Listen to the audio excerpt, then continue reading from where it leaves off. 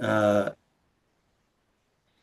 it's really I find that because you have that belief about getting the party to the next leg to Ormsville, the Worms Rest village deep in the Barrier Peaks, Yeah.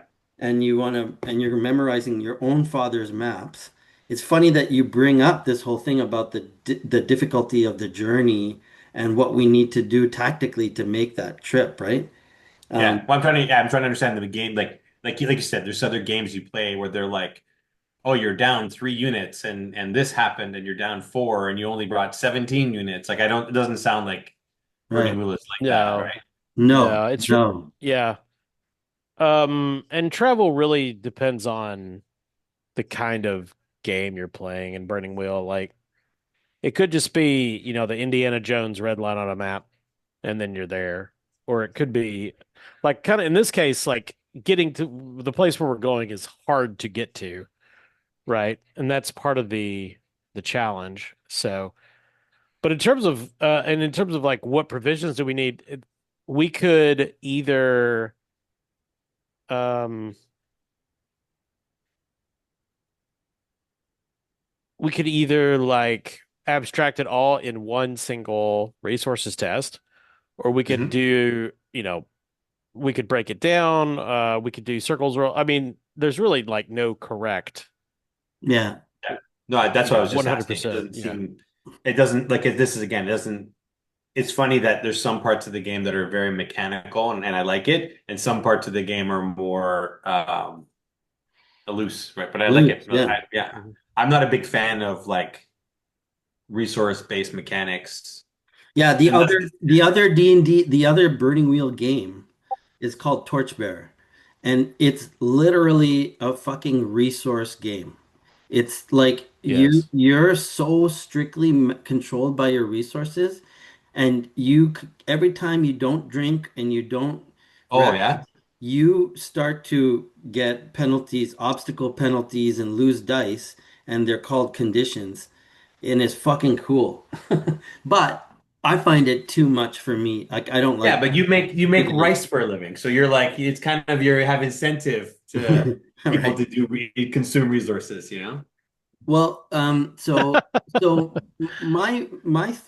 anyway, my thinking of how we're going to do this journey is definitely I do think like the journey can definitely be done at haste, just like the Fellowship of the Ring, you know, a strider, a dwarf, a paladin, like two soldiers, a chaplain who's a healer, right? And you have a chronicler, and I would think it would be pretty easy for Chris to muster up some loyal men at arms, to join you on this. Um, but you're going to be traveling light. I don't know. Does the dwarf think that Dunkas will be laden with treasure that he wants to bring out? Like there's so many questions. So, um, Yeah. yeah, but it's not going to be like I picture the journey to be arduous, and that's also in the dad's notes. I've mentioned it several times, right? So, Hmm. shall we get started and read Yeah. character beliefs, instincts and traits, and go from there? And hey, guys, we got to talk about the angel.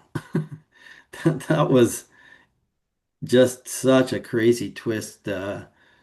My God, that was awesome.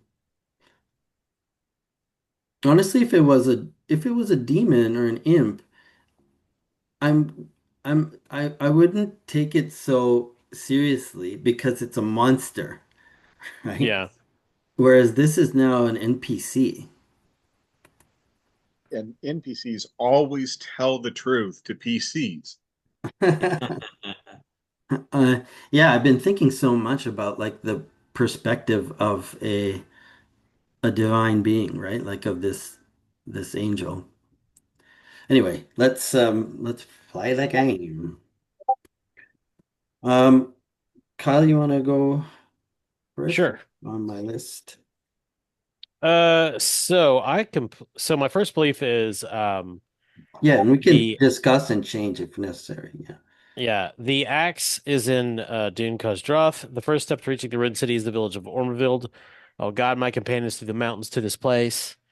And then I completed two beliefs. My second and third belief were completed last time, and I don't Oh, have anything cool. in there right now. Then my oath, I swore to Uncle Villic that I would do everything in my power to recover the axe of the Dwarvish lords, that he is convinced will be found amidst Joff's ruin. I will convince him that all is well and he should return home. Well, that's probably gonna fail, but we'll see. Instincts, always take a closer look. Second sight, always laugh at a joke, especially puns, and never trust sorcery. Traits, a dwarf's beard is a sign of rank and maturity, or excuse me, traits, bearded, determined, humility, oblivious. And then adventurer, my dwarf common traits, second sight, and that's my traits. So I don't know what I want for my second and third belief, so I'm just going to kind of keep it open, and I expect to have them filled in by the end of the session. What's your what you have can you repeat to me your second sight belief? Always take a closer look. I don't have a second sight belief right now. I have the Oh instinct. no. The one about studying remember you if you grab a giant and you'll find out what happened to me like um I, Yeah, but I completed that with the that got modified to be the wizard, and I completed it right. Okay. because I did get to I was able to question him and get Right. some answers in the last session. Do That you belief was the treacherous wizard will know what's wrong with me. I'll do whatever it takes to make him explain this curse. And so he basically but all he told you is that he can clear it. He can cure it from you. He said it's Dromage's ocular transformation was the name of the spell. mhm. And you didn't believe him one whit, right? And the last thing he kind of spat out at you was that this thing will drive you mad. Yeah. Yeah. But I mean, I learned from him, like he called it a curse, and he says it could be cured. So like that's way more than Yeah. No, my it character was knew. fulfilled, So definitely fulfilled. yeah. I'm just saying there's a Um, lot more to chew because you don't really know that much. oh yeah. I'm sure there will one of these two new beliefs will involve second sight, almost So certainly. you're the one belief you have that's remaining is your oath to Uncle Vilik and convincing him to go home, right? Hmm. And the other one, which one was the other one that's still It's valid? a the other one about the axe and the Oh, yeah, village, get the the kind of driver belief. and yeah, Ormsfeld. Ormsfeld. All right, cool. Beliefs and instincts. I know. Okay. Stephen? All right. First belief, I will bring the light of Pelor into the mountains. We must prepare for the trip to the barrier peaks. I Okay. must know more about the angel. I will engage it as a priest of Pelor. Oh, Erden, what does that mean? that means that it presented itself as a very fortuitous event, and I am more curious about why it's really here. And I'm not going to say that I distrust it, but I kind of suspect that there's still something that we don't know about it. Mm-hmm. So I will, in my capacity as a Cool. priest of Pelor, try to engage it with a certain amount of divine curiosity, but also uh, being respectful of the fact that it is a Divine being. yeah, And and I I guess yeah, okay. Cool. uh, Um, sorry, third. yeah. Yeah, Irden is a very confident wizard and knowledgeable. I will learn what I can from him of non-Pelor traditions. cool. Uh, For obvious reasons, probably not going to. hmm, And then I have the instincts that I'm going to keep trying to live up to, and that's praise Pelor, be kind, keep my sword with me. as a last resort. And I have the traits of ideologue, lyrical, down to earth, clannish, mark of privilege, tonsure, vested, and faith. Ideologue. Yeah, I You've have been not played playing that. that up. I feel you have. I don't know because I almost was thinking about a lot of your speeches about violence last session, about mercy. Those seem like ideological, you know? I would agree with that. Yeah, yeah. You have been playing it, and if we, it's funny we haven't awarded you maybe a fate point for that, but I think I should have, because I was thinking about the trade vote and nominating you for like a something like wise, you know. Um, but okay, let's hear from Lucan. Okay, so I got some new beliefs. So I Cool. will use my memory of the maps so we can safely travel through to the Dwarvish Mountains. I will keep us on a safe path. Um, I believe that my act of mercy, though condemned by the knights, was just. I will ask Brother Glynn to pray with me for salvation. So I'm going to try to take that to kind of the next level of seeing what it would be like to try on maybe a new faith. Oh, And then I will search for clues along the way that will protect the axe from the fate that took down my father. The axe must not be taken by someone who will not use it for the war. oh, nice. Yeah. So now he's kind of freaked out. Like he's like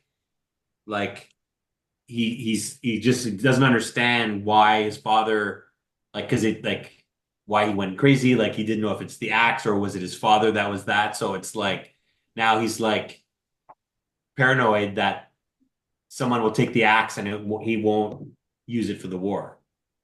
Mm, okay. And then the instincts, I always face danger with my companions and never run. I remove my armor when behind castle walls, and I always defend my family's honor.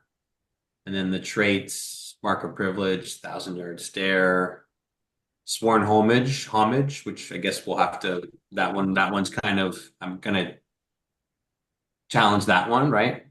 Mm-hmm. And then still haven't found my digit, so I'm still missing a digit. And yeah, that's it. Nice.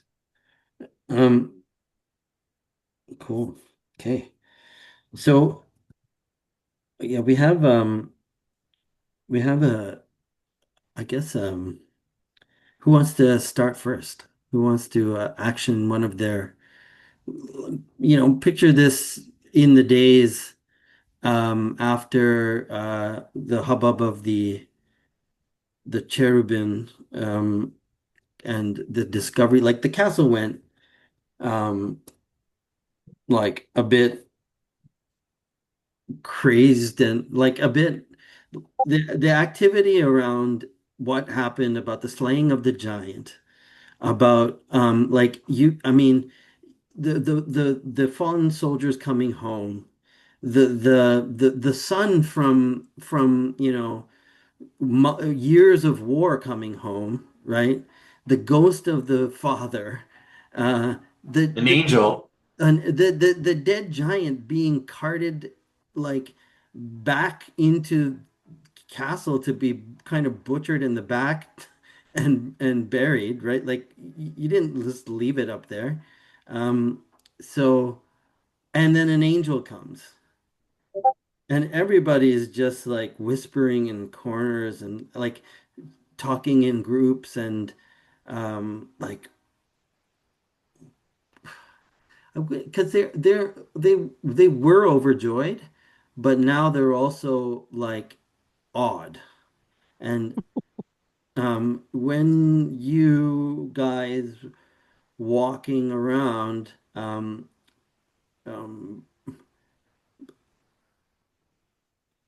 I think like you people are stepping out of your way. They're bowing.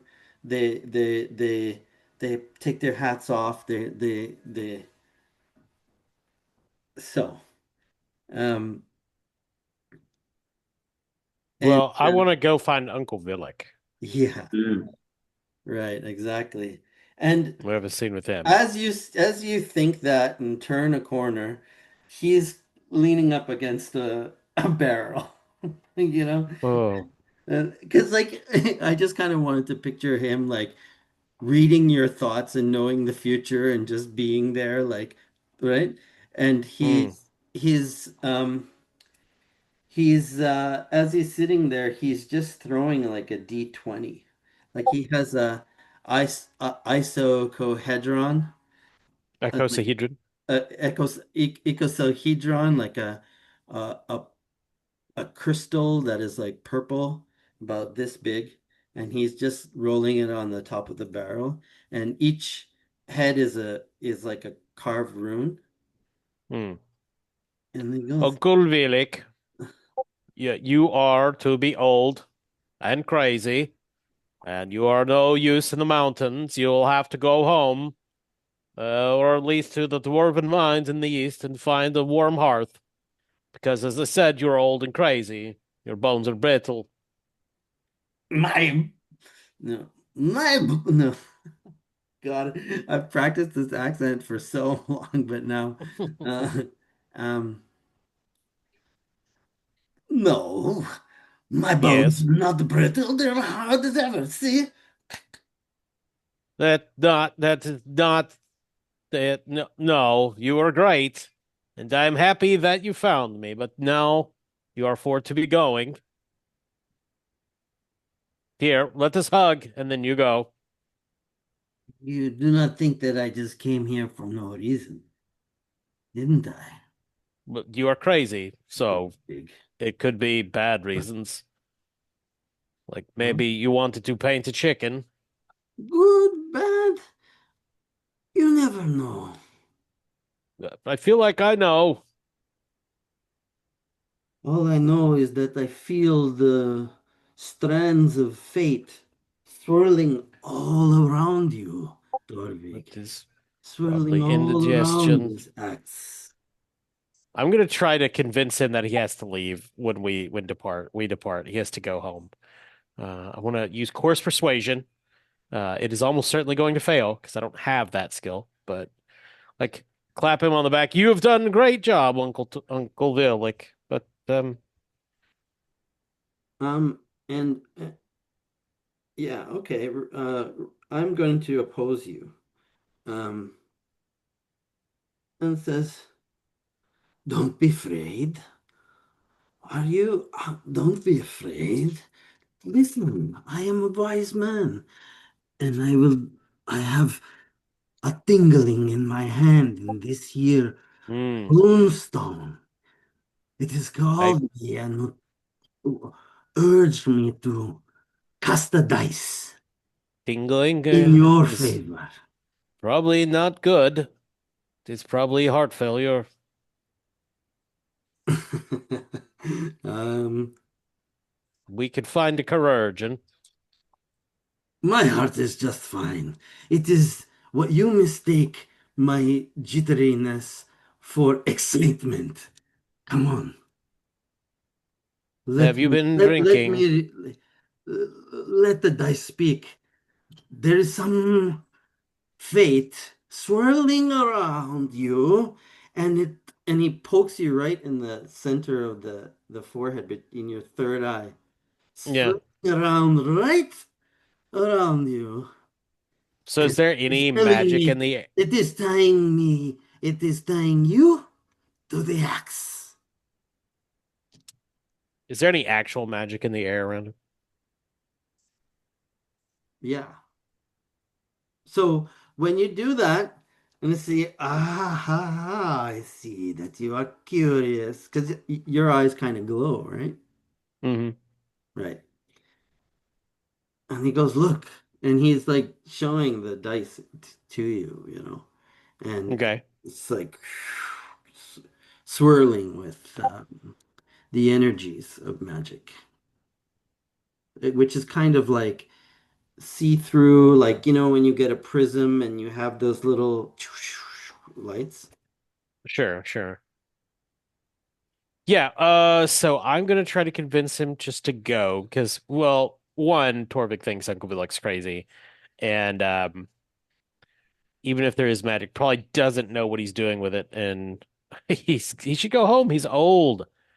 Uh, so I assume this is opposed to his will. Well, wait a second. I want to oppose you. Yeah, I was. Yeah, I mean, I assume that'd be done by default. Yeah, so no, but I want you to accept a rune casting. I mean, yeah, that's fine. If I fail, I mean, I'm gonna fail. I don't have course persuasion, so. I, But but I'm trying to convince him. uh, Yeah, I'll accept a rune casting if I fail.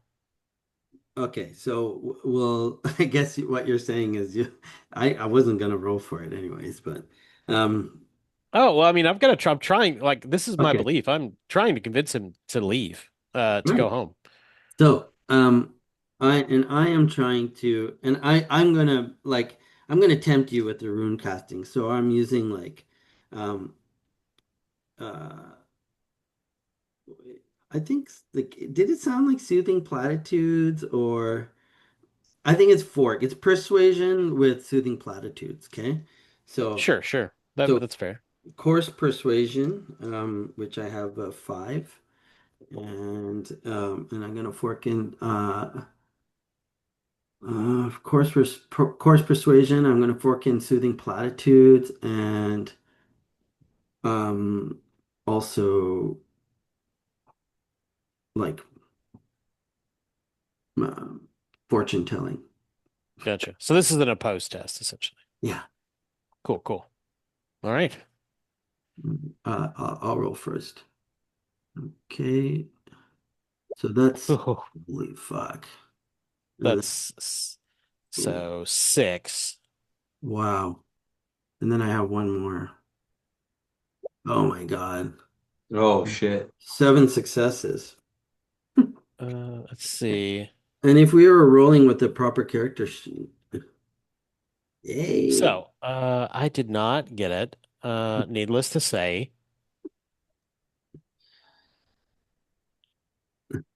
Yeah, so Torvik can just tell, like, he's not gonna. So, Okay, do your thing. You're not going to listen because you are old, and old people their ears are broken by oldness. great. Like he grabs your shoulders and he's like, great. This is wonderful news. So we will meet tonight. This is my looking. Oh, there's the moon. We will meet tonight at 9:15 p.m. You That's will know very who comes get specific. you. Yeah, we don't have watches. Um, yeah, and so like I don't know if you've been to a rune casting before, like if Torvik has or seen one done, but I picture it Yeah, like a ritual, you know, like he'll do it in his like stables or a room, and there'll be like incense burning and fumes and like a little drum playing that he's so sure. it's like a whole thing. Yeah, I don't know how I guess it seems from the book that it's a little bit uncommon among dwarves, and not like and a bit frowned upon, perhaps, but not forbidden or anything. So probably he's probably vaguely familiar with how it's supposed to go, but I don't think he's actually It's like uh doing mushrooms with been to your one. weird uncle, you know? Yeah. Yeah, it's like you can do it, but you probably shouldn't. Right. Yeah. Um, okay, so he wants to read your runes. And rune casting is very interesting. But we'll do that. Yeah. Cool. Do you want to just do that now? Yeah. I mean, yeah, I mean, we can give somebody else a chance to do stuff though, but we can do Okay. it after that. Okay. So I'll be right back. You guys go ahead. okay, cool. Yeah, but I think we should do the Lucarn brother Glenn. meeting. But yeah, maybe why don't you ask like Brother Glenn, do you have anything you want to do before you go, or Uh, the angel is still here, and I'd like to talk to them. yeah, that's great. Yeah, let's do that This session. And is let's leave the like Brother Glenn, and that's like when everyone's here back week. Let's leave it on the road. It's a better like campfire Oh, thing, okay. you Nice. know. Yeah, Yeah, long yeah. term, yeah. Let's yeah, like with that it's kind of like you said, it's like the fact that no one's kind of tried to talk to the angel, I think. Well, maybe it was kind of shocking, but yeah. Okay, cool, cool, cool, Right, cool. right, Steven. So, um, so Stephen, uh, describe like the angel, um, had said that he would guard um the Nexus Stone. Okay, the kind of like the Earth Heart. Okay, Mhm, and it is that faceted oblong gem down in the basement.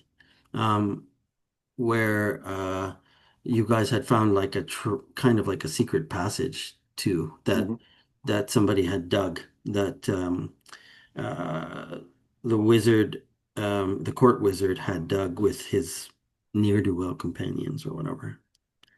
Yeah. A bunch of snakes.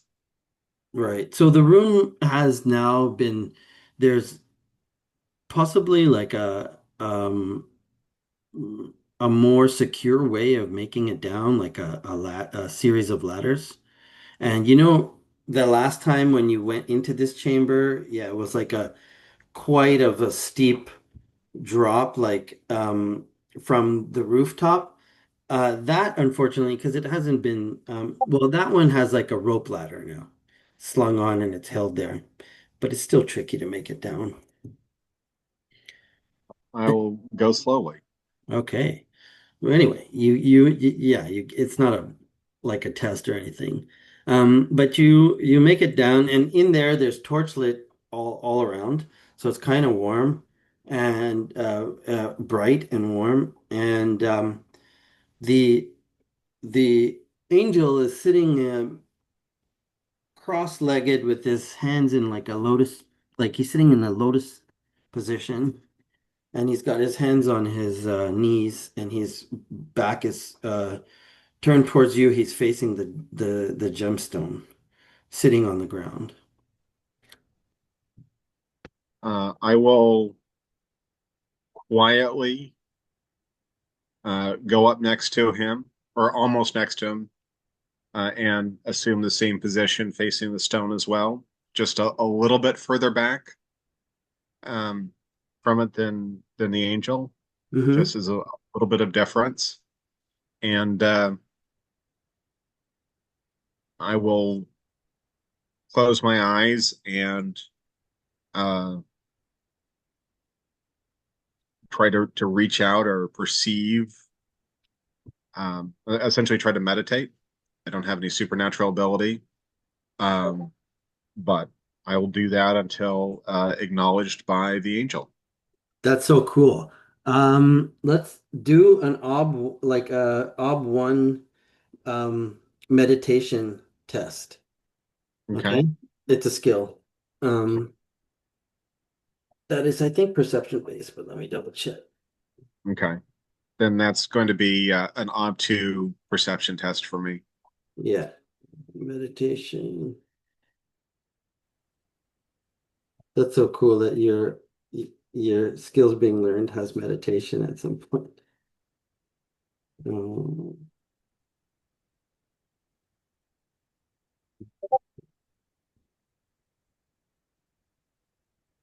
Will.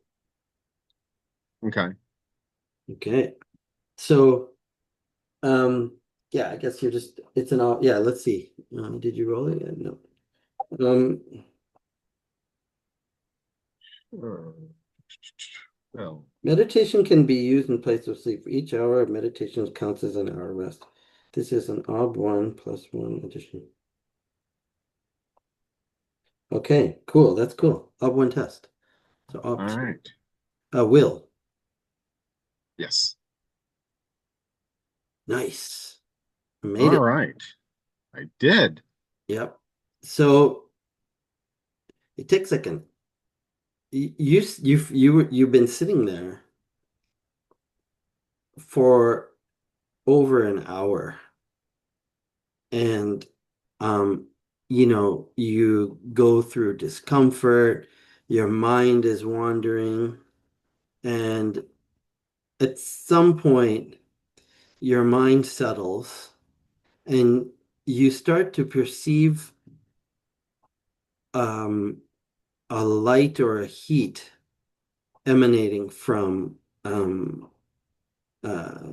the angel, you know, and you kind of like focus on that. And then a voice like chimes in your head, uh, and it says, "Oh wow, it took you a long time to get here, didn't it? It did. Well, it's nice to have you have some company. Do you feel it? Do you feel the stone ahead of me? Do you sense it? Uh, do I, or do I just sense the angel? No, yeah, you don't sense him. You sense him, but not the stone, not the magic of the stone. I sense you. Do not sense the stone. Hmm. Well, you're just a beginner. That I understand. So, and then he kind of opens his eyes and turns and like he stands up. No, he opens his eyes. He doesn't stand up, and he like swings his legs over and kind of like leans on the ground. He goes, "So, what did you want to talk about?" I admit that I am fascinated by you. In all my decades of serving Pelor, I have never encountered an angel before. I am awestruck. And he like bows low, and he goes, "And so am I. You must be what they call a priest." I am. Hmm. And your voice, your prayers ring up in heaven, and and Pelor grants you some of his grace. Yes. Sometimes it doesn't always work, and I do not know if that is the choice of Pelor or something else. And he like um hmm, oh, you do not know that it's the choice of Pelor. But what do you mean by that? I do not know if the times when my prayers are not answered, or if it is because I am not aligned with Pelor's desires, or if there is some other cause that I I am not. He wants to use the word rewarded and feels that that sounds very entitled. So Hmm. he is going to try to search for a different word.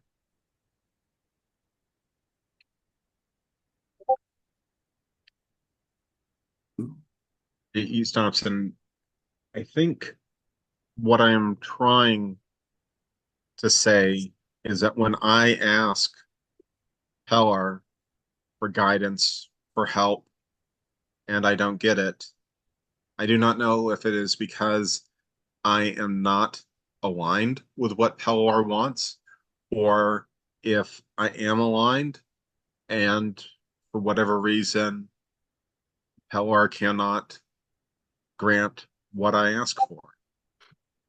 Oh, I get it. Well, you do know that he is a busy, busy, busy being. So Yes. much attention spread in so many directions. And then his brother's up in heaven, his sister's up in heaven. They're all busy with their things. Granted, um, you have come this far, but you must have faith that he sees your deeds and knows them to be true. That is all I can say. I'm a totally different story from you. Stephen, are you? Oh, okay. Yeah. Yeah. Yeah, yeah, yeah. I appreciate you saying that, and I'd like to know more about your story. Well, I have, I am, and I have always been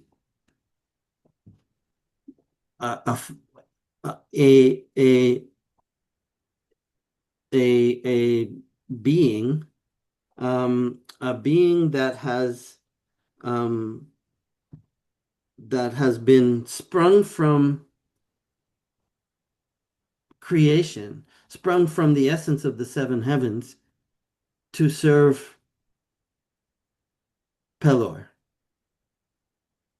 There is an eternal struggle that we must battle up in the celestial realms, and my duty is to be part of that. Now that I've come here to this world, I'm a little bit lost, I must say.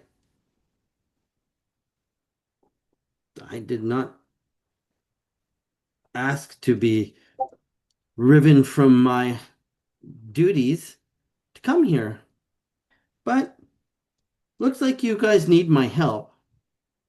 So, hmm, there's this thing.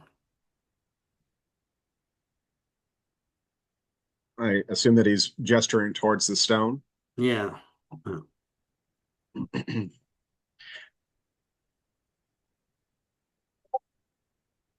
I chuckle slightly and say that I think we're all a little lost down here. The stone, I've never seen anything like it before. And I'm glad that you're here to help us protect the castle while we get the axe. Although looking at this, I cannot say that if I know if the axe is more valuable than this or not. now I what is it? suppose What is this axe? That's like a weapon, right? Like yeah. it is. It is a dwarvish weapon that the grandfather, it was the grandfather of the two brothers that are in our party. Um, Father. sorry, father, human generations, Mhm. um, went searching for because believe that it could stem the tide of the giants. That's something that I believe as well. So the group that we have here are dwarf, Eldern, Kalen, Lucarn, Torvig. We are dedicated to retrieving that axe. We don't want to keep fighting a losing battle against the giants. That's there are plenty of other people that can do that. We Yeah. believe, although we're not sure exactly how, that by recovering the axe, we can end the invasion. That's a noble cause. That is a noble cause, and I know that you will succeed. Your conviction is very profound. These, this, if these giants are friends with the snake folk, the yuan tea, the serpentines, um, then yes, they must be stopped. They destroyed the previous civilizations of man. Destroyed. I- Thousands of years ago, I had seen it from up on high. Everything burned to ash.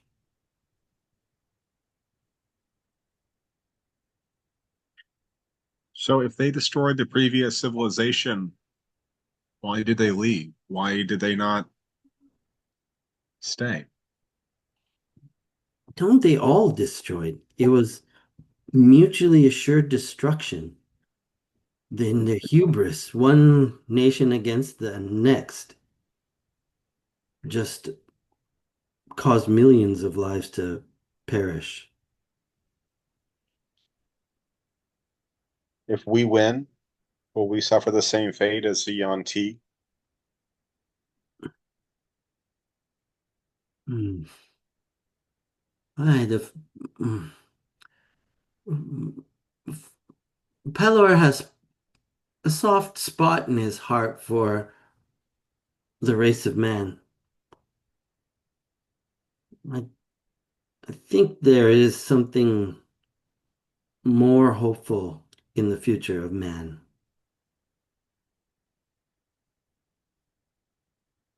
That is a Mhm. relief. Mm. I acknowledge that the thought of driving off the giants and the Yuan-Ti to see humanity and the dwarves and the elves destroy each other because of hubris is disheartening. So I am glad that Pelor does indeed have a soft spot. Well, he does, um, which is why people like you are here that can receive his aid. But as you know, people twist the God's words and use it for foul sources. So you must be vigilant against that. I will. I hope that I am. I know that I am strong enough to receive guidance from Pelor. I hope my wisdom matches my faith.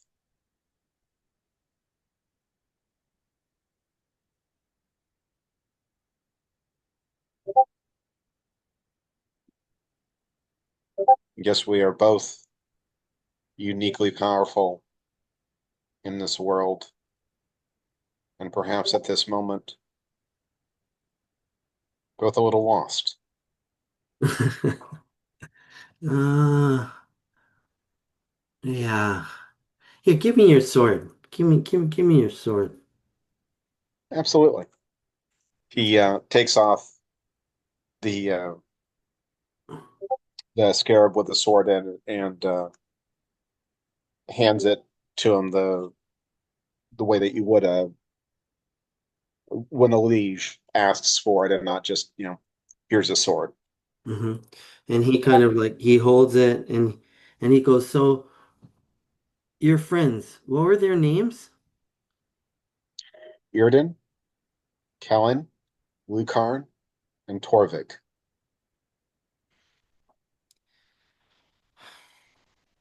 With my power, I grant this sword to I grant this sword sharpness in defense. Oh, no, I grant this sword sharpness when you engage in defense of your friends. Like that, I didn't say it poetically, okay? I was like, "Ah, duh." But basically, you get a +1 to VA if you Okay. use your sword to defend your. So it's kind of like harkening on the word lost, you know, goes like, um, you know, if you're true to your friends, you'll never be lost. And then with all my power, I grant you.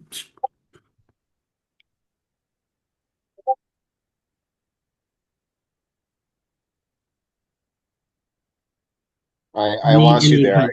he hands it back to you. It doesn't Okay, feel any different. Doesn't look any different. of course not. It's divine. Yeah. Thank you. I I will remember that. I'm I sure will. you will. And I definitely think that this is an appropriate place to change the third instinct from "I will keep my sword with me as a last resort" to "I will always be there to defend my friends with my sword." Sick. Love it. I don't know if that's something that the angel is going to understand or necessarily um, appreciate, but Maybe he goes like this. He kind of cocks his head and looks at you, narrows his eye, and goes, I can already see that you've changed. I this has brought me clarity that I didn't realize I needed. I'm so kind. I'm so glad. I must say something before you go. Yes, Um, I don't know how long I will have to be in this place. I shouldn't be, and I'm sure that right now, and he names some seraph, is already sounding the trumpet horns to get me back. Um, so I do not want to leave these people here defenseless if there's any danger. I have I've nullified. I've put a ward around it to keep it stable, to kind of keep it vast and whatever. Um, but it will only last for um 333 days. I understand. I doubt that if we haven't returned with the axe by then, there will not be much point in it. I sure do hope so. So he's still sitting, right? Yeah. No, he stands up. He had stand up. I pictured him Okay. standing. Yeah, because when he Okay. took the sword, he like, yeah. Okay. Then I'm going to offer my hands to him, palm up, Hmm. and if he accepts the hands, Hmm. I will say, and I am deliberately invoking faith, even if I'm not rolling for it. Hmm. Pelor, please grant us both the wisdom and the strength to carry out your will, so that we may see 334 days of man residing upon this world. That's so cool. That's great. You can cast faith, a bless. Yeah. So that's I think an is that ob three? Yeah.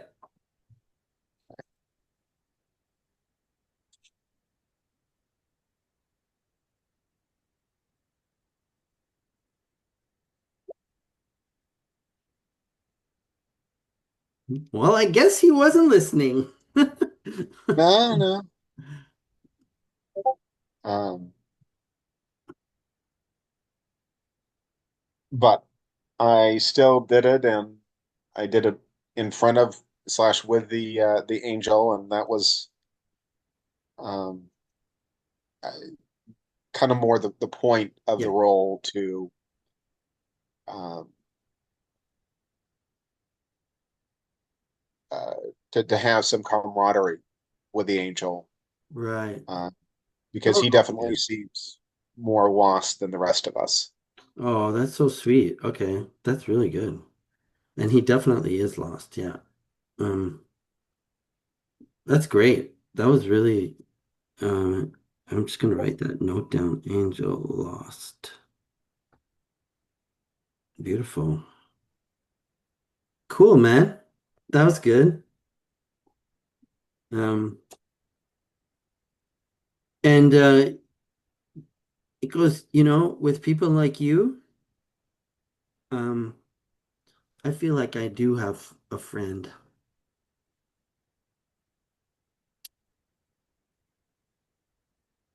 Cool.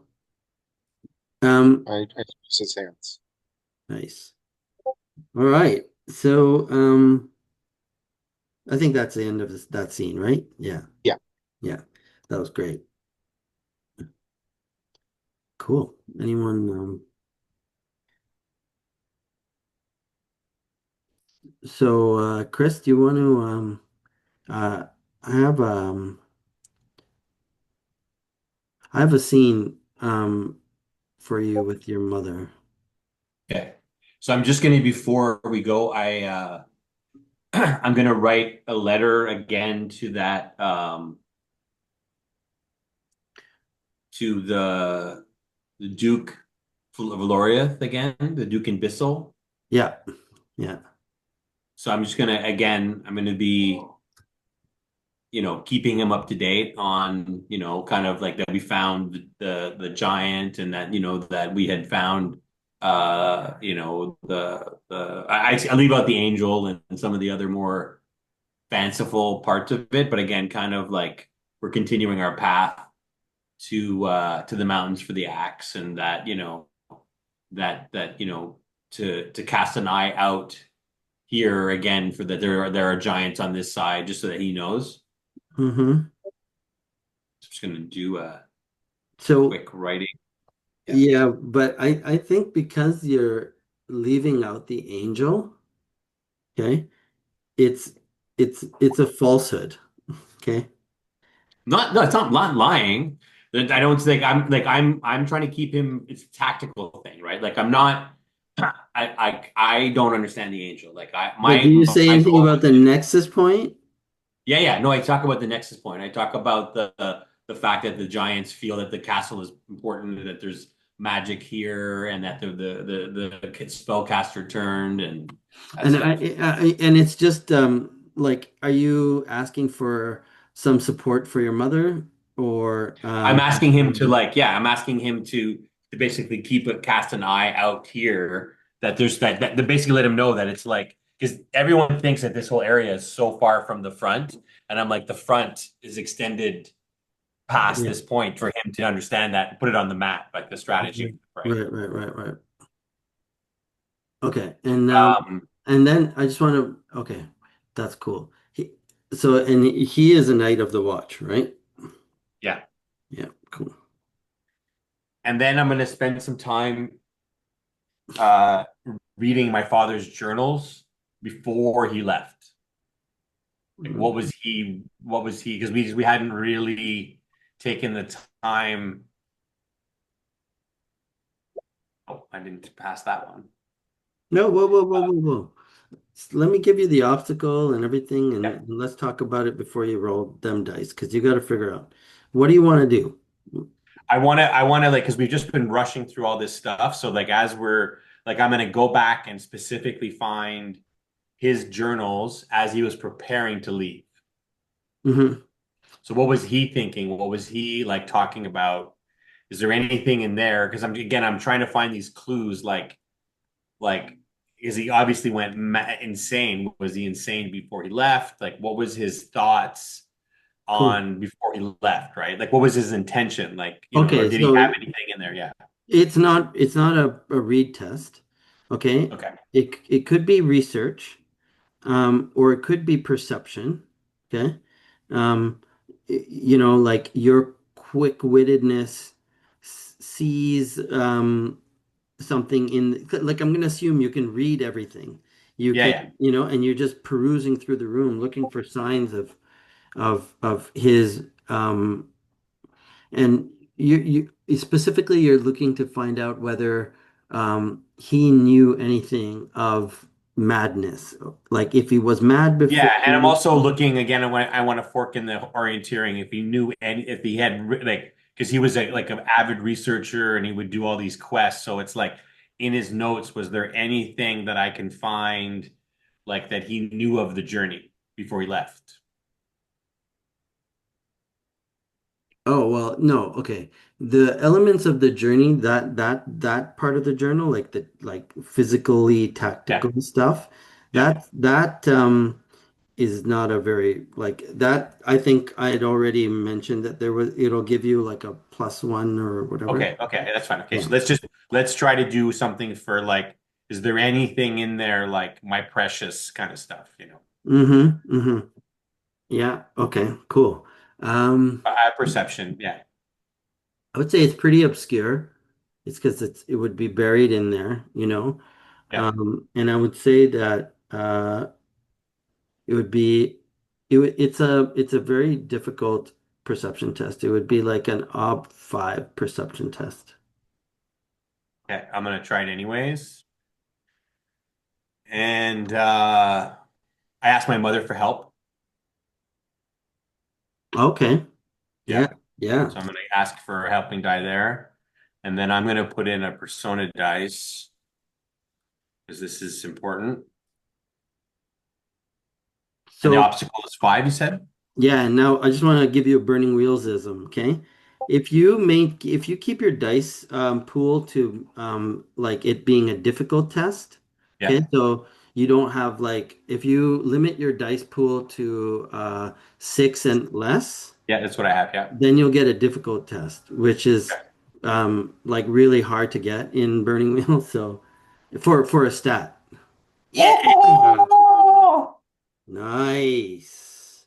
Nice, nice, nice, nice, nice. So, uh, under his bed, in a faraway place, right? Um, is Under his paintings of naked ladies. Yeah. Yeah, exactly. It's like his journal, and your mom's like behind you somewhere, and you grab this, and there's some really personal stuff going on in this thing, okay? Uh, there's there's info about Kellen's mother, Mm. um, like that you see and skip over because then there's like a whole more of the recent chapters is like him writing um that he his difficulties with Lady Maris and how if she knew the dangers of the axe itself and its curse, she would never let him go. Mm. He mentions about the king under the mountain and his madness and kind of him presuming that it would be um, it would not affect him because he's not like a greedy dwarf. And he's even saying like I should keep it hidden from his friend Gomdril, the other dwarf that adventurer that went on this quest with him as like a Prince Gomdril. Um, and um, yeah, so he knew that it was cursed. And even he says, um, but is that its power? Is that the price that one must pay? Look at all the great things that that came of it. And he writes the slave rebellion, the the lordship of Lu, the long axe of Lu. Okay, so I just like again, I take the journal and just and put it in my I hide it so that again my mother doesn't find it. Yeah, so like literally the Kellen thing, the secret about Kellen, right? Or the info about Kellen, like this is why I love D&D. That just came up now because you mentioned this wanting to do this test, Yeah, So yeah, yeah. so cool. No, no, Uh, yeah. So then I like again, I'm like now very wary. Like I again, I'm not like again, I'm still swaying by the fact that the axe has done great things, but now I'm very cautious. Like it can't be wielded by just anybody. So right. at that moment, it's gonna become again. It's like maybe it's Brother Glenn. Like again, I'm now in my mind. It's like who amongst us can resist? Like now I know it's cursed. Hmm.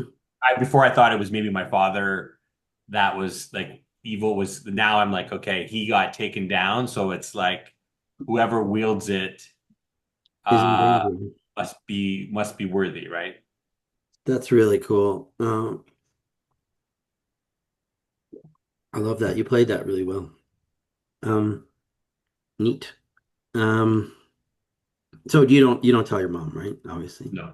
Oh, cool. And while But she while she's there, yeah. or maybe you had something to say? Sorry. No, no, I was just gonna say to her, I tell her about the letter that I wrote and that I say to her that, the if the axe does turn the war, I will return. I found that this has felt like home and that and defending it gave me much purpose. So I will return if I can. You have my promise on that.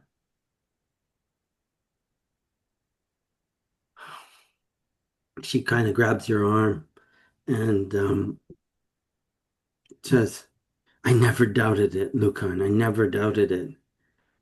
I know that you love your family and love your home and love your country.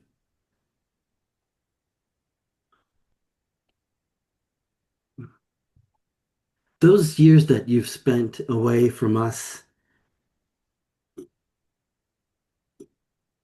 in in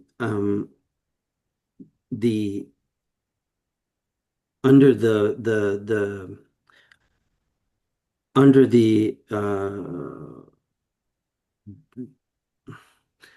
under the guidance of the Knights of the Watch and their their their their faith um, was always an was always a sore point between me and your father. I'm a proud Jophite, a maiden of these lands, and I never I wanted you to be raised with our customs. And she kind of like puts her hand on your cheek and she's like, I, s- I seen that you lost a lot of yourself in the war in the north with the Ayus and his hordes. Or actually, no, I didn't want to say that. I see that you've lost a lot of yourself under the command of the Knights of the Watch. And I'm afraid that many more boys, Jophite boys, native sons, will fall under that same banner if this war is won without our flag raised up high. Why must it be the knights of the Grand March that come into our land and free us? Where is our king? Lucain, there is more. You have a higher purpose that you do not know. Go get the axe and free this land, but free it for us, for our people, and our ways.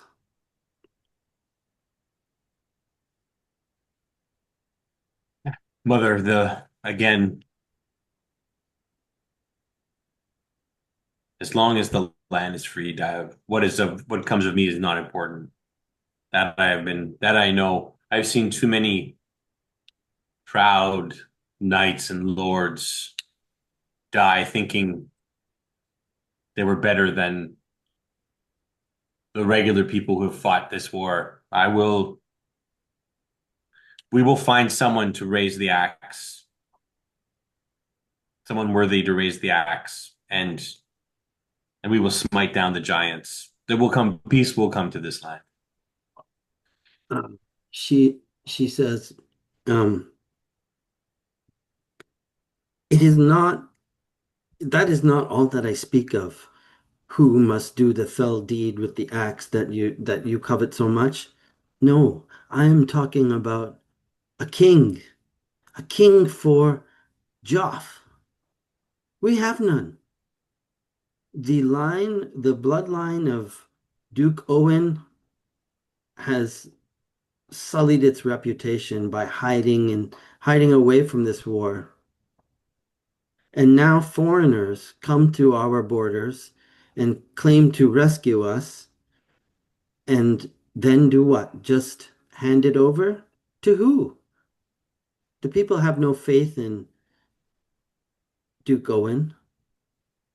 I've heard of the grumblings that happen in Hotchok, and I've heard that many people flock to the banner of the Knights of the Watch from the Grand March.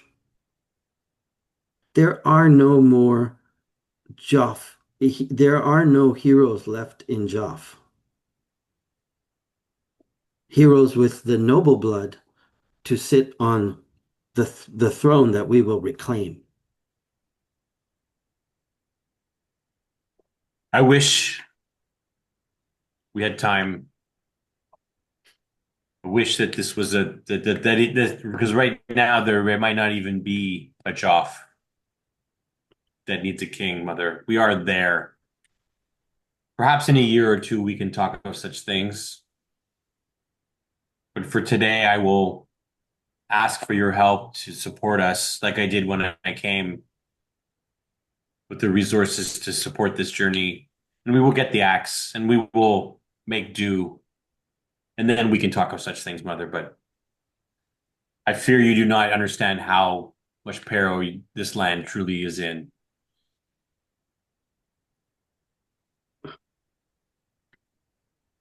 I am not naive, my son. I have known war. Anyway, you are right.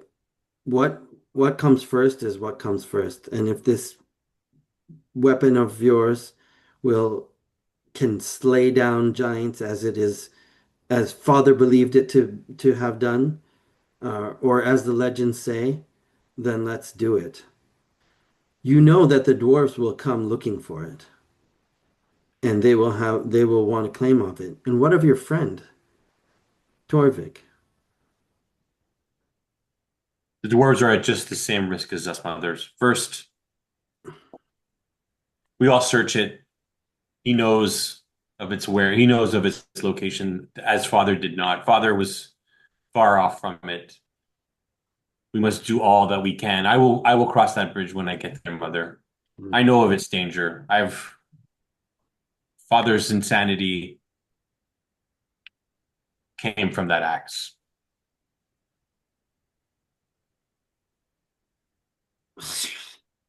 He knew it.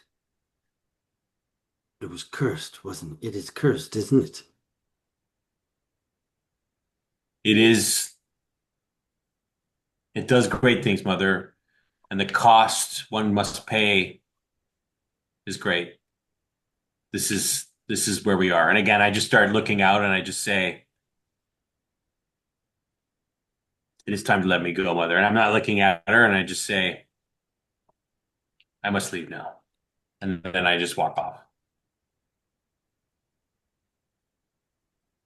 And she she kind of just as you're about to door, she goes, Lucar, I love you. Yes. I love you, mother. Stay safe. Okay, cool.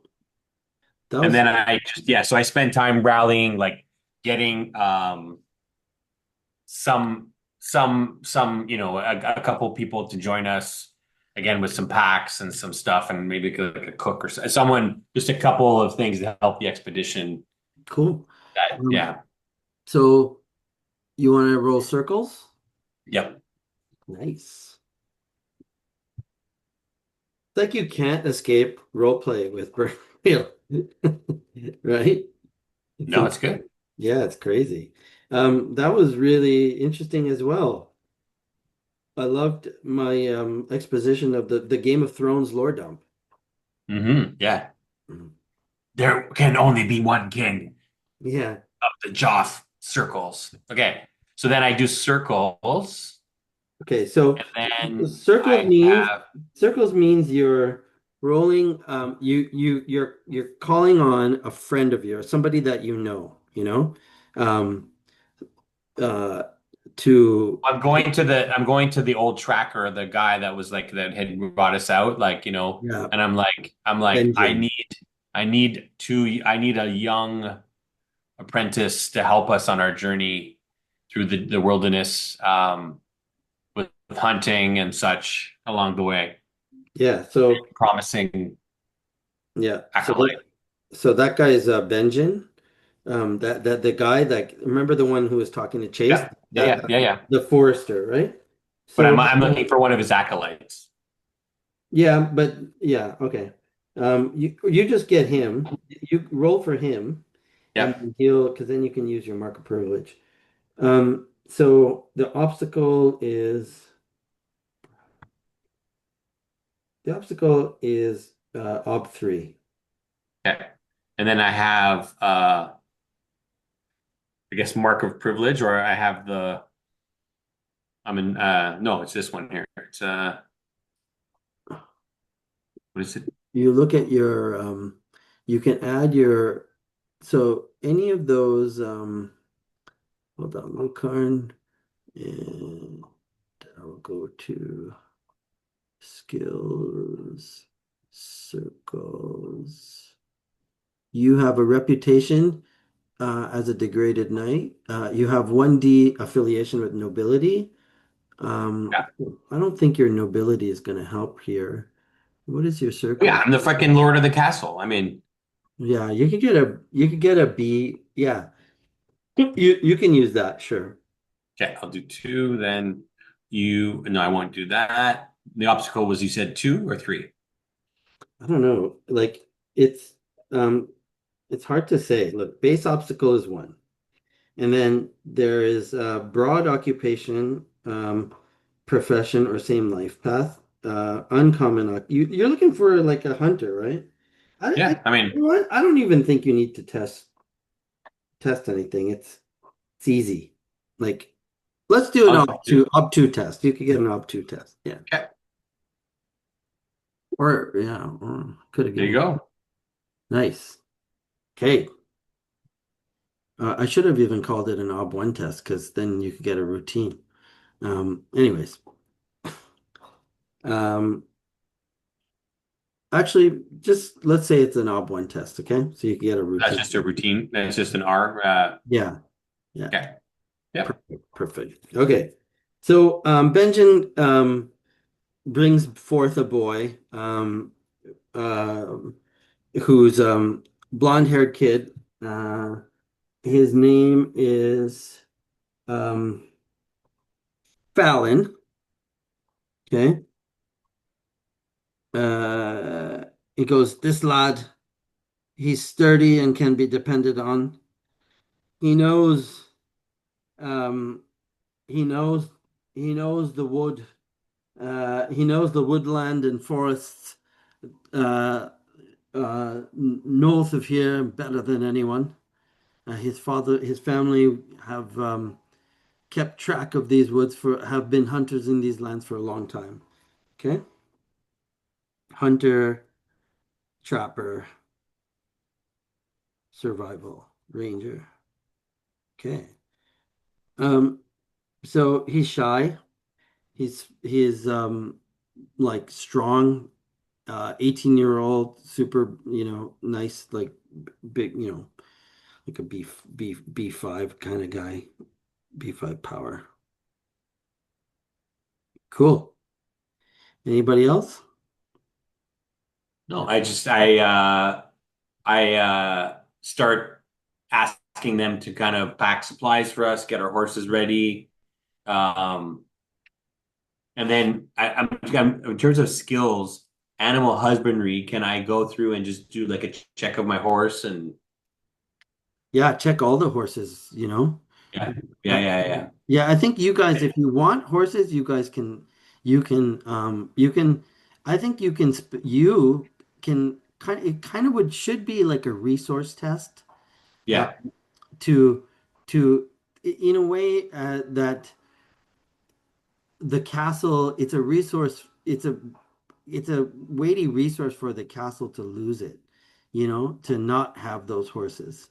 So I think it should yeah. be tested. Do we really need horses? I mean, we're going in the mountains. Right? The Fellowship did their thing on foot. Well, I'm just Except saying, for like they carried a pony. They had ponies. They had pack ponies. yeah, we're gonna Yeah, go into the it's more. I'm mountains more interested to in a couple more. I'm more interested in a couple pack ponies, right? Because we still have to get to the base mountain, right? And then Mhm. again, yeah. So I'm like pack couple mules. ponies with like again, for the hunter just to get us there, and then they can stay down at the bottom with the dwarfs, and I'll leave my horse there as well, right? If I can't take it up the mountain, right, Kyle? Yeah. Okay. So let's Cool. just Maybe say, just a couple ponies. yeah. So, and gear, food, and all that. Yeah, Right? yeah, yeah, yeah. That's what I was. Um, Yeah, yeah. so do an to resource test. Okay. Okay. And Any get advantages? a bonus die, or get 2D helping die from your mom. Okay. Yeah. Because it's her castle. Okay. And then I'm gonna use uh yeah, I'm gonna use one of my persona points here because this is pretty big. And I think, wait, let me just, before you roll, the failure consequences is that you don't have enough stuff, but whatever you get, you take. But Yeah. the the castle um is, like, I'll have to work it in the backstory somehow that the castle misses those ponies. Like something, Yeah, yeah, yeah. like it's a hunger thing. It's like it can't really afford it. Like that's how I can make sense of the fact. Damn, I'm rolling good tonight. Nice. Cool. And you spent persona on a resource test. So that you got that was a difficult resource test because persona doesn't count, right? So nice. No, it's counting the advantage though. Oh, it is? Oh, Hmm. so it says routine. Sorry, it says routine. You're right. Which one is it? It's a routine, sorry. It's a routine resource test. Oh, okay. I got it. Sorry. Ah, crap. How do you? You just He's did a still little X Yeah, next. I got it. I got it. I got it. Yeah. I turned it off. Yeah. So I did. Yeah. still probably needs routines, right? Yeah, you still need routines for resources, don't you? Yeah, yeah. Now he's filled up his routine slot, and he needs one difficult, one challenging to go up. Okay. Mm. So you got pack animals, um, pack. You got gear for the trip, food, bed, everything you need. Long trip. Well, then what I'm hoping is that like since Chase is the hunter, then he has the aid of the guy. Right now, I'm hunting too, so that we Yeah, can kind of pony up. right. Help with hunting. Cool. And trapping. Cool. That's nice. Cool, cool, cool, cool, cool, cool, And cool. we said, just to be clear, we also said that we had tried to pack up some of the cold stuff, right, Kyle? Like we were going, like it's cold up in the mountains. Yeah. Yeah. Yeah, warm clothes. Well, it's also winter too, so Yeah, Oh, and like shovels and pikes and right? yeah. Okay. basic tools. I'm hoping that also when we get to the dwarf place that there's other like if there's other gear that's more suited to mountains. Like I don't know if this castle would have it, right? No, yeah, I don't think so. Um, yeah, Yeah, probably not. Why would they? probably, yeah, they never go like out, right? But that's good. Okay. Um, now let's do the rune casting. Mm. Um, Kyle, but you might want to like let's say you bump into the guys before that night hour, right? And Sure, sure. you guys can role play amongst each other. Yeah, I would invite them. Yeah. My uncle is going to be conducting a sacred dwarf ceremony that you are invited to attend.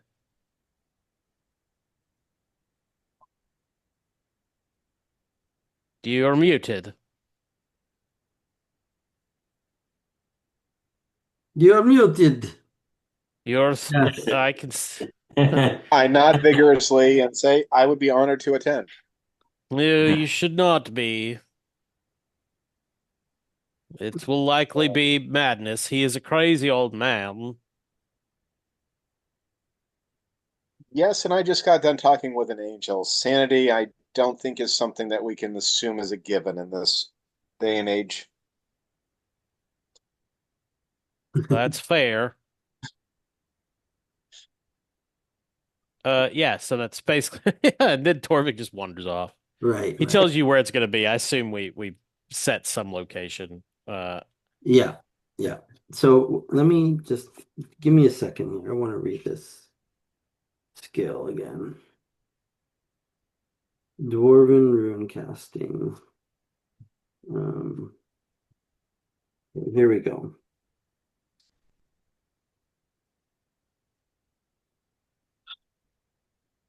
Learned elves, orcs, and men would consider rune casting an innocent use of arcane forces at play in the world, but most dwarves consider its use a mad and profane act. You see, the runecaster uses a set of specifically designed runes to discern the future.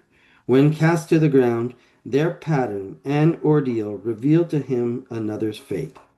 A successful test of this natural magic skill allows the runecaster player to pronounce the target character's fate. The runecaster player may look at the target's beliefs. The fate that he pronounces must tie into one of the beliefs, and it must be suitably dire. A rise to power, a tragic death, or a pyrrhic victory, for example. In order for the pronouncement to even have a chance of coming true, the runecaster player must change one of his character's beliefs to match the fate. So, like, then he's actively working on that belief's behalf, like, hmm or on that future end's behalf. Playing on or against that belief earns Arthur as per the standard rules. If he does not, if the blah, blah, blah. Okay. It is ultimately up to the target whether or not he will embrace his fate or veer from it. If a scene is played out in which the fate is fulfilled, that player earns a deeds point. If the fated character is killed in fulfillment of his pronounced fate, the player character's next character in the campaign starts with a deeds point. That's kind of cool. Um, hmm yeah. So so the writing moon runes, up one, carving the runes onto small stones necessary. Obstacle from pronouncing a fate is equal to 10 minus the target's highest of circles plus reputation plus affiliation dice, or 10 minus the point value of the character's most expensive uncommon trait. Use whichever obstacle is lower. Okay, so so Kyle, what's your circles plus reputation plus affiliation together? Circles plus reputation plus affiliation. Um, well, my circles is not great. It's B2.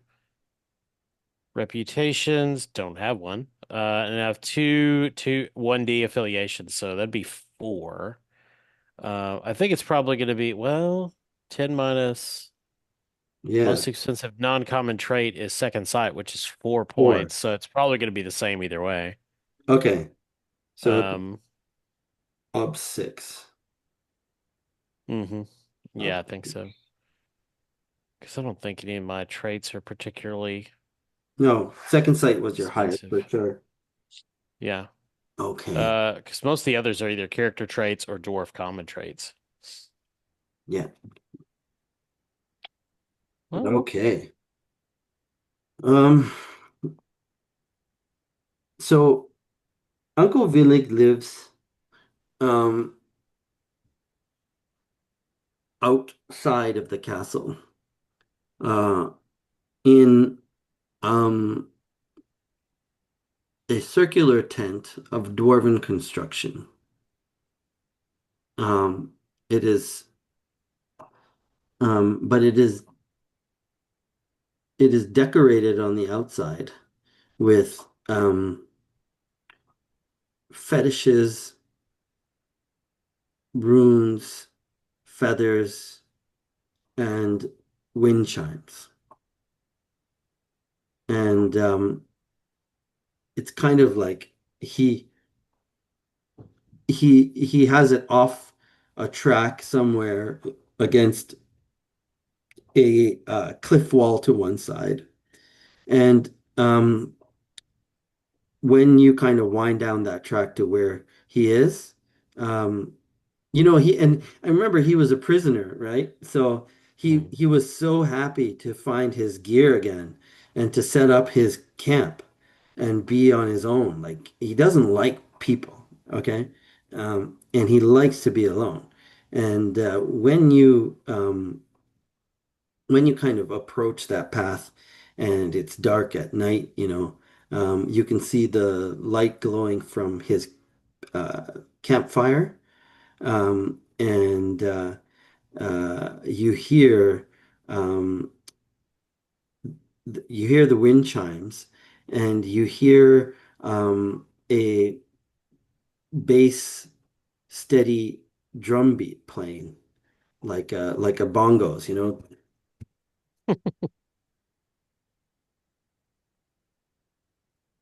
Dwarven hippies, man. You've come. Yes, I Sit, said I would. sit down, sit around the fire. And he takes out like a like a big skin, like a bladder basically, and he chucks it to you. He goes, drink this. And it's got a beautiful like spigot uh carved in the shape of uh a swan's no, a beautiful spigot in the shape of uh whatever. It's a beautifully carved spigot, right? Etched somehow, and a sling on it even. So he passes it to you. Drink this. Yeah, I smell it. Oh, it is it is a fine dwarven brew. Oh, well, I definitely drink it then. Yeah. But you, So but you never know. traditionally from these spigots, you just like hold it up to your mouth and you like fire it into you. Okay, like Hmm. and take a draft and then let Sure. that kind of like permeate your body and pass it down and by the time you're ready for the next one, um, you know, the you'll be ready for the next drink. Right, right, right. Well, I pass it then to to whoever's sitting on my left. Probably Brother Glenn. So, Brother Glenn, um, the spigot comes into your hand, and do you drink it? Absolutely. Okay.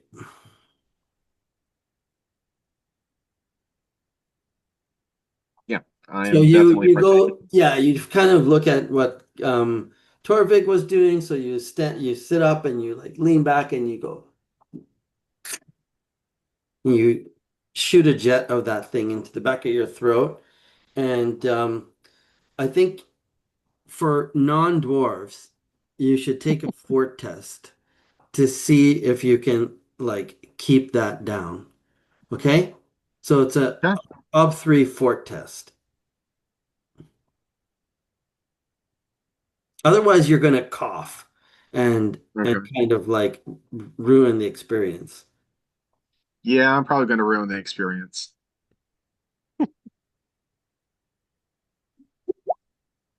Oh, good Lord. I Success. But I don't know why it's red. Because you got up three and you got three, six. He Oh, got you only no rolled one successes. dice. You only rolled No, one. no, it says 112. Yeah. Oh, okay. You got three. Yeah. Oh, zeros. Oh, sorry. It wasn't scrolled. So, yeah. So it goes crashing into your throat, and you're like, and just like, it, you just can't swallow it at all and cough all over yourself, make a mess. And he goes, Torvik slaps him on the back. and, you can hear Uncle Vila go, humans. Um, I'm just going to nod in agreement and pass it on to the next person.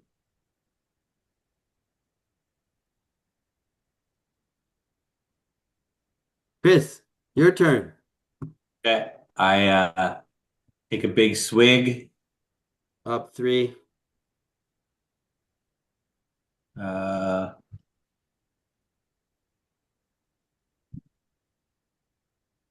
we go. He's at Forte, right? Forte, yeah. Up three. Oh, Ooh, you made the obstacle too high. As long But as he anyways, you got three it's successes. armor. It's from his uh, armor. Oh, okay. You got three successes. So Oh, okay. That's because of it's the armor puts adds two to it. Is that what it is? Hmm.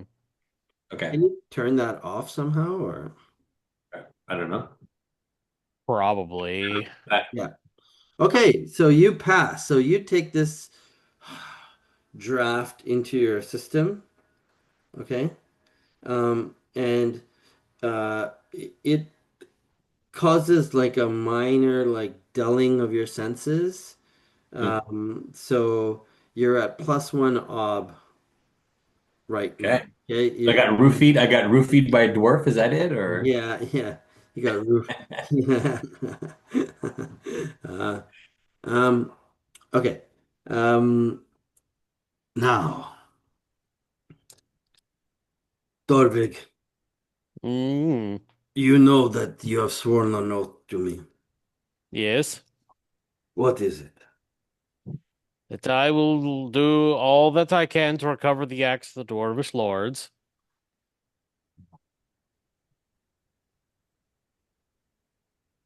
Something has been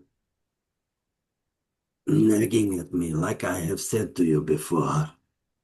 Some Mm, some voice from the strands of fate, uh, are are nagging at me to look to be sure to cast the runes about this axe and your oath. I feel. mm. Do you agree to this? Well, I suppose. I feel you are very insistent, and there's no chance of me getting you to go without this. So, yes, cast the runes. All right. I really, really thought it would be fun if I could do the Curse of Strahd card deck to represent runes, and you would pull them out and we would, as a group, interpret them. Hmm. Um, uh, but but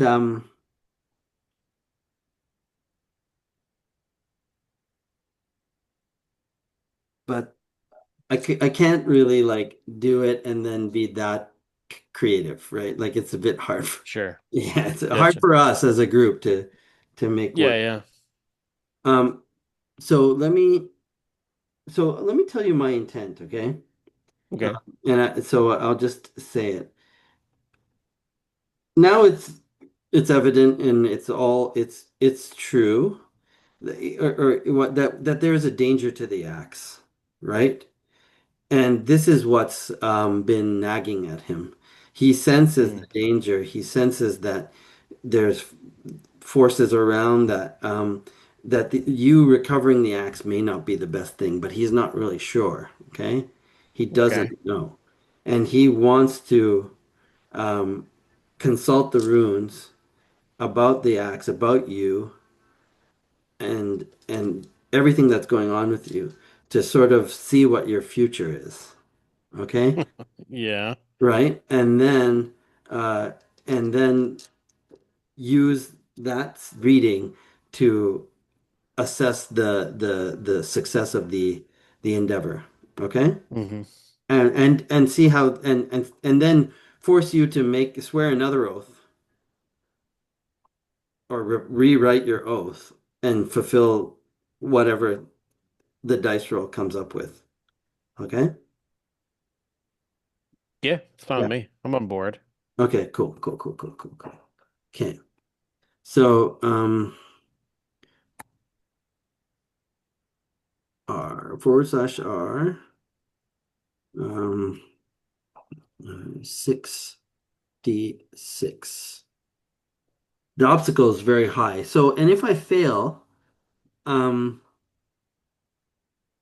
hmm, what does it mean if I fail? Think, Well, I think it that, would be bad. yeah, yeah, but what bad is that you have your oath as is. And he doesn't see, he shrugs his shoulders and he goes, "Nah, I guess everything's okay." Right? Um, yeah, I mean, we could do that. Yeah. I don't know. I mean, it should probably be very ominous if he fails. Hmm. Okay. Yeah. I have an idea for failure. Um,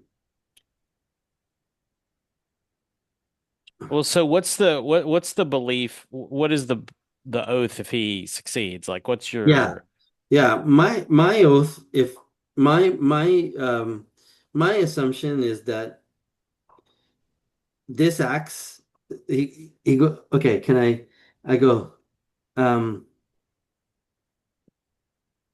if what I want you to do if you succeed, I want you to that you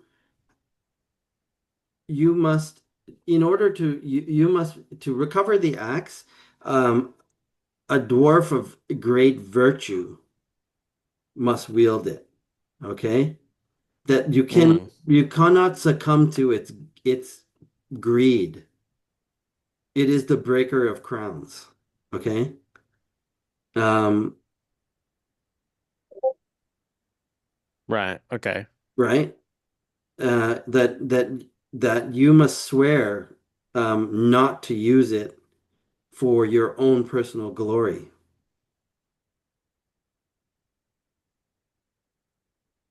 Yeah. Okay. And if he fails, then basically maybe he sees an amazing future with you wielding the axe, or some Do you get what I'm trying to say here? Yeah. Obviously, I want you to be super psyched and on board for this like shove on your character. Like, you know what I mean? hmm I think, let's see. I don't know that it should necessarily change the oath. I mean, I think it could just be like a new belief altogether because I need one anyway.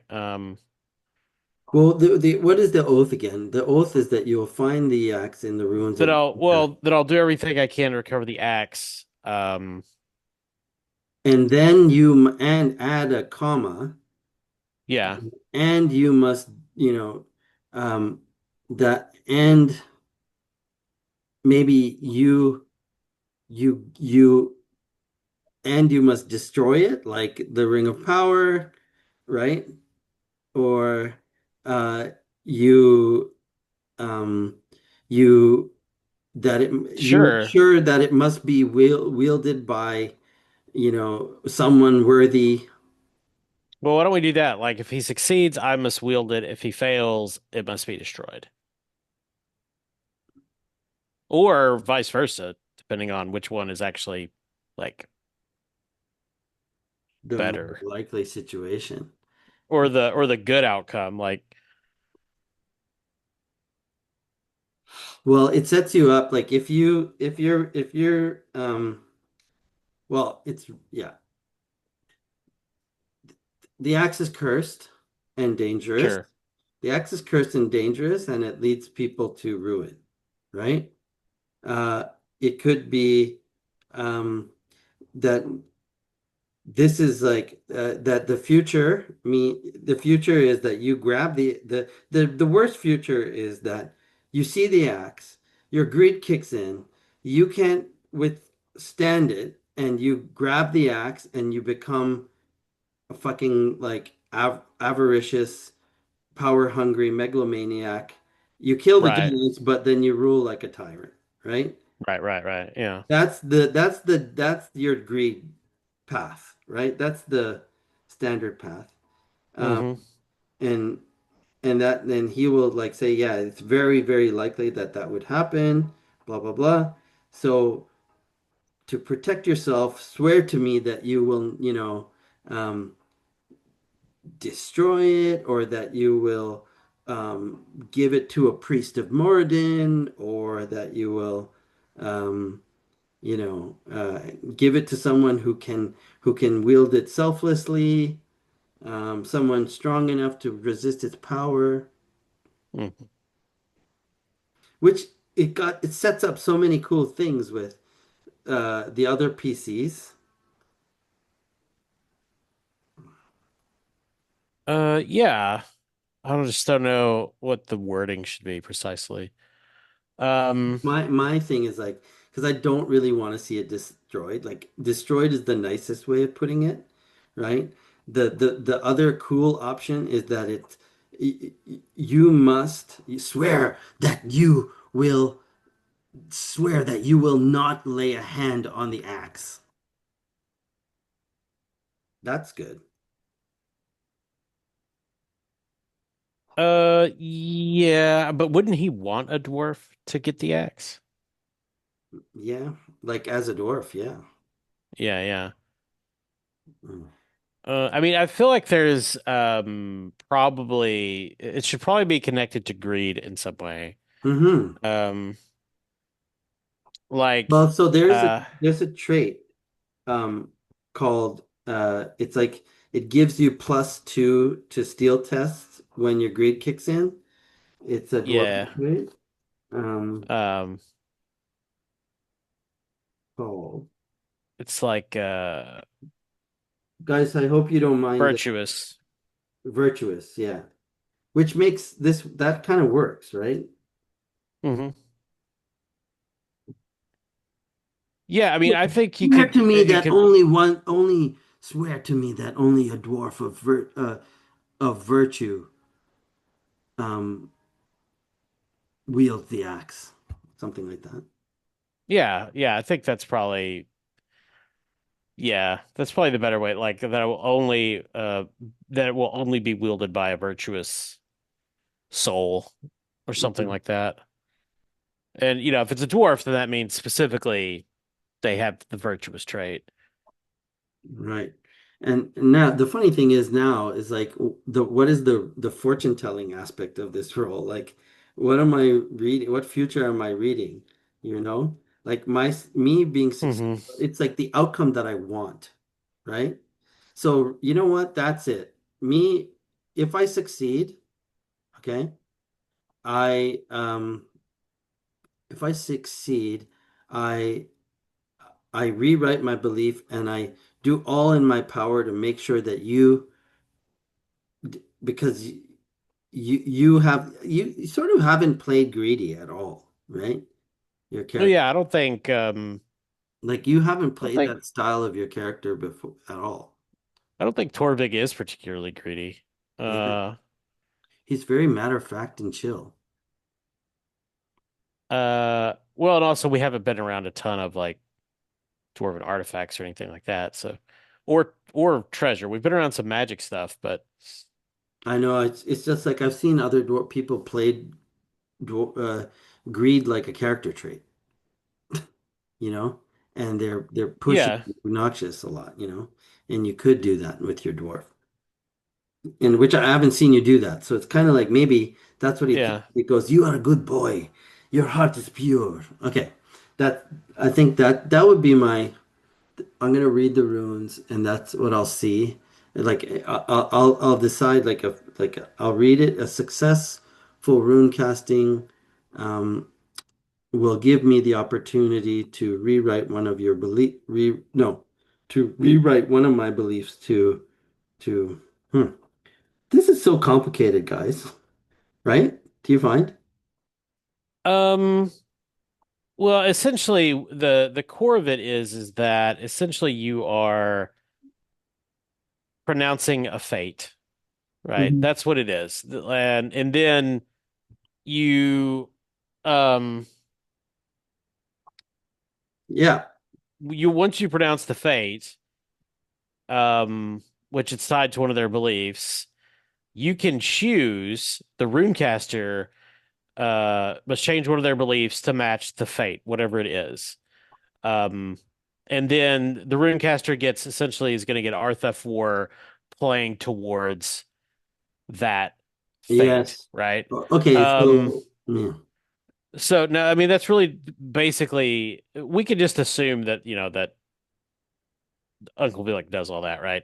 Um, and so really like in this case, it's really whether or not the target, Torvig decides whether or not he will embrace it, or veer from it. Yeah. Which I'm fine with that. You just like saying yes to the Right. dice and that just being the fate and You deciding from there. and then Torvig just choosing whether or not he's going to embrace it. Like um, Okay. I think I got to, and this is gonna hit your oath. This is gonna cause trouble with your oath. mhm. I think it possibly could. Okay, Or not. You'll say, I swore it and I'm never breaking it. I don't care what you think. Okay. Um, sure. yeah, that's interesting. Okay. So in that case, I think it's the funnest thing is for him to have to see a very dark path in the future with this thing. And he urges you to goes,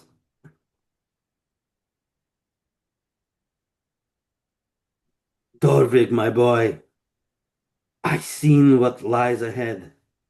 The axe you seek is tainted and with a terrible corruption. It turned Lucan and Kellen's father into something he never wished to be. So, your oath, it cannot just be to retrieve the axe. You must swear to cleanse it or destroy its evil so that no more lives are lost. Only then will your oath be truly fulfilled. Look, this This is the symbol of the crown. This is the symbol of broken chain. This symbol of the eye. The eye is you, and the hammer and the anvil. All this points us to a very dire fate.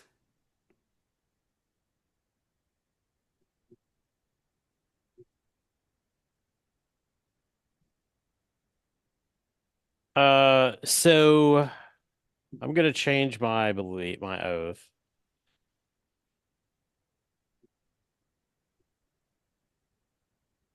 I swear to Uncle Villic that I will do everything in my power to cover the axe of Dwarvish lords and cleanse it or destroy its evil.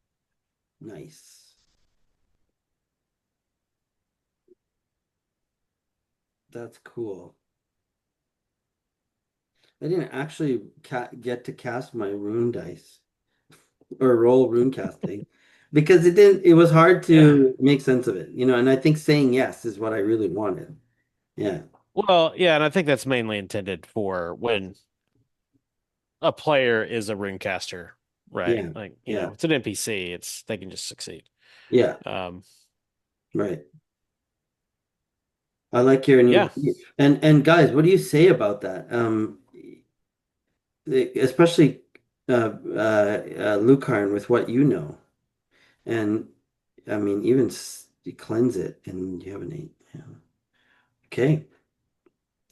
Yeah, no, I mean, I'm keeping silent because again, it's, I'm just not like in the, like, again, with war and all this stuff, like in the end, like if someone has to seize it and wield it, he knows, like, he knows this is dangerous, right? Like, he Mhm. knows that, like, and if the uncle's backing it up now, that, Yeah. like, even he's saying that, like, even Torvik could be corrupted by it, right? Because he knows now it's like super. Again, it's like funny enough. It's like in his mind, it's like he's thinking that maybe Brother Glenn might be the only one that can wield it. Mm, that's cool. And Brother Glenn is definitely thinking, ah, shit.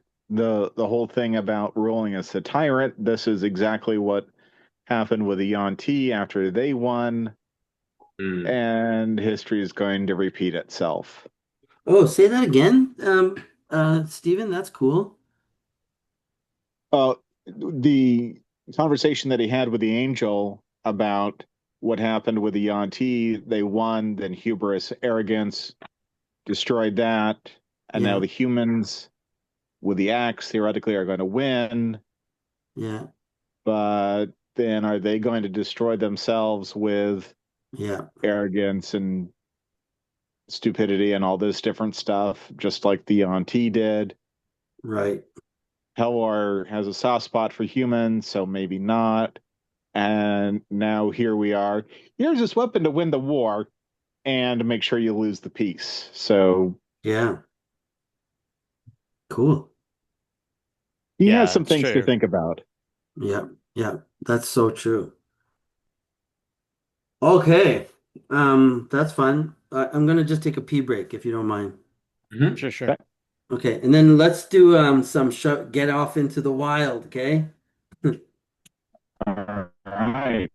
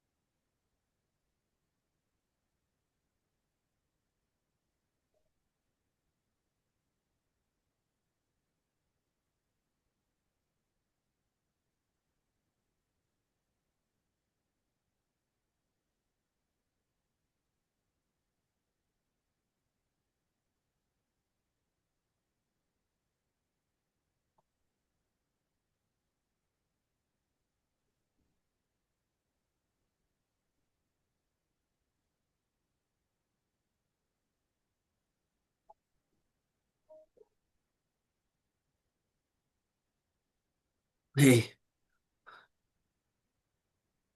I thought Howdy. I thought that you know what I had built up the rune casting scene in my mind. Like I thought it was gonna be like this big epic thing. You could tell, right? And then I Yeah. just how do I do this? Oh, man. We've all been there. I remember in a Band of Blades, which is fun to play if you've never played it before. Yeah, it looks Um, I had some really great ideas for some mission, and the way that it just ended up working out was not that. The good thing is, I think everybody still had fun, even if it wasn't quite as thought it would be in my mind. So I yeah. I hope I I hope you guys that's something had we have fun to with take this. into. Sorry, I hope you guys had fun with this one, the rune casting, even though it didn't go as I had planned. Yeah, I mean, I think it's good to get some like we've been kind of there's been, some intimations that there's something wrong with the axe. So to kind of finally pretty definitively say, yeah, it's probably bad is good. Yeah. Or at least have at least a belief in the game about it. Mm-hmm. Yeah, and then to have it from both sides, right? To have it from like You're on like from my father's journal and even and the rune casting yeah. to be and again to kind of it to drive some of the game mechanics of like okay, we're like there's gonna come a time where this party is it's gonna get complicated, right? Where because Hmm. the beliefs of the war and the beliefs of the axe, and then what can the axe do to your beliefs, right? Yeah. Yep. Yep. Okay, good. So it's all moving in the right direction. That's great. Awesome. Um, okay. Hey Steve, do you know that your camera's off? Yes, because I am connecting through my cell phone Okay. and it doesn't quite have enough video for that. Hopefully, my internet will come back shortly and I can get back on the computer with a camera. Cool, cool, cool, cool. Yeah. So this also means I don't have access to Roll20 at the moment. Okay. Well, we can roll for you. All right. Okay. So let's discuss the journey a bit. Okay. Yeah, there we distances and locations and stuff like that are vague. Sure. Right now, you guys are in uh there's a mountain range to the north of the Valley of Jeff that Hmm. that that crosses like from west to east. Okay. And then meeting it at the western point, going south, is another mountain range called the Crystal Mist Mountains. Okay. Yeah, So yeah. Joff is like nestled between the barrier peaks at the north, the Crystal Mist to the west, going down, and the Jotuns to the south, kind of. All right. Um, and right now, Castle Fenvalor is in like the foothills in the north in the foothills, the southern foothills of the Barrier Peaks, which is that northern mountain range. And it's like kind of midway, like right in the center of that mountain range. Now, you could Dun Khazdrath is in the Barrier Peaks, which is basically north like maybe I would say like 1 o'clock on the on a clock, okay, due north 1 o'clock, just at a slight angle going north, deep in Okay. the mountains, right? um there would be two choices of traveling there. The easiest choice would be to avoid going right through the mountains the whole way and to travel um, into the Valley of the Mage, okay, which is sort of I don't know, guys, if you look at your maps of Greyhawk, the Valley of Mage is sort of, in that northern Barrier Peaks area. The Hmm. Valley of the Mage is just um, inside the southern end of it. All right. The forest, the Dimwood forest, like butts up against it, and the Valley of the Mage is right there. But the Mage is a total mystery. Okay. Um, nobody nobody goes into that land, and there's all sorts of just mystery around that person and that valley. Now, your father avoided it and went right through the barrier peaks. Like you looking at it, you're like, man, you could totally save so much time if you went through the Valley of the Mage. Um, but your father did like almost a 3 week hiking trip into the mountains through like straight north, you know, following mountain trail after mountain trail after mountain trail after mountain trail. There's like some, climbing first there's the foothills to get through, which are monster infested. And then there are the higher ground areas, which now would be just snow covered and almost impossible to plow through. I would say that your father went there in the summertime, right? Like that many months ago and made it through.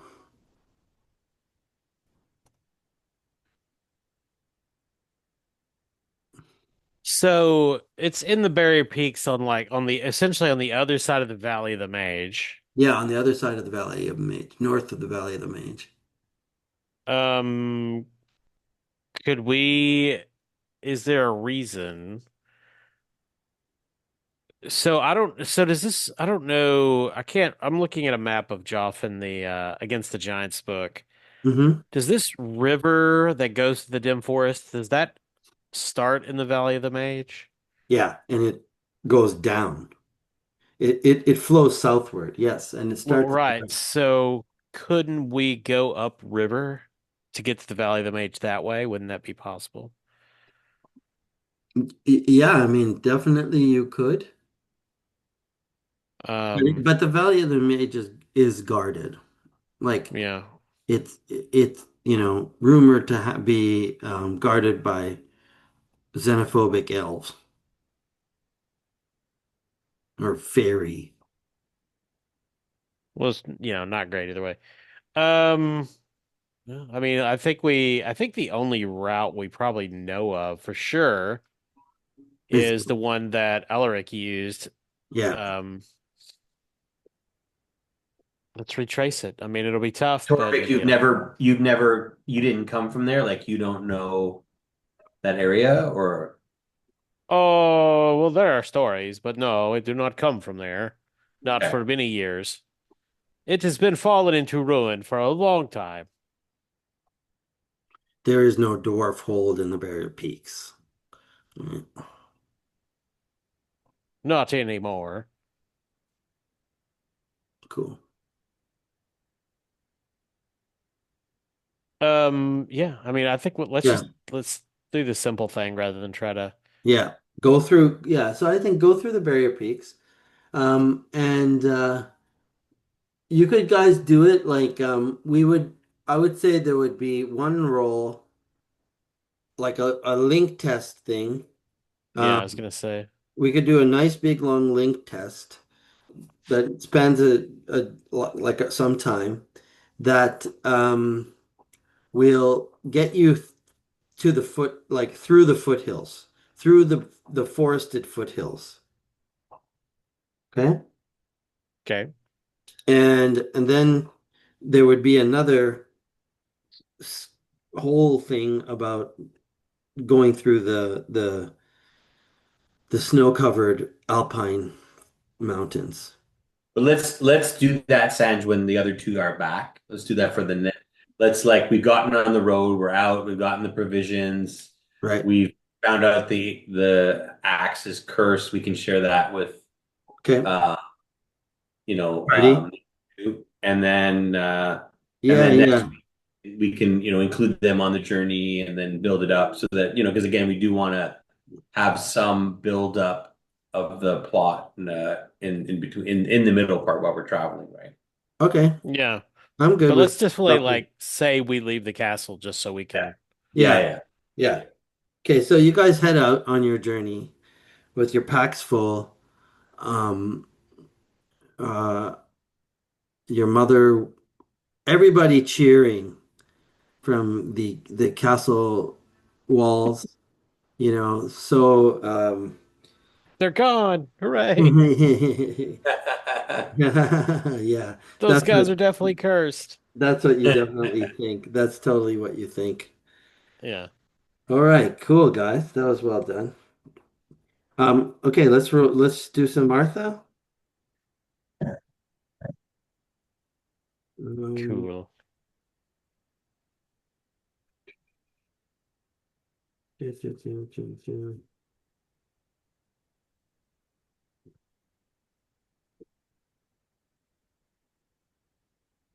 yeah, here we go. All right, Chris first. Um, Okay. Yeah. Um, I will use my memory of the map so we can travel safely to the Dwarvis Mountains. That's for next time. I believe that my act of mercy, though condemned, was just. I will ask Brother Glynn to pray with me for salvation. That's next time. And then I will search for clues along the way that will protect the axe from the fate that took down my father. The axe must not be taken by someone who will not use it for the war. So I think that was a good belief to kind of take up. yeah, so you played that one. Yep. So you get a fate point for it. Yeah, well, that was a good one. Hmm. Um, and then instincts, I always face danger with my companions, never run.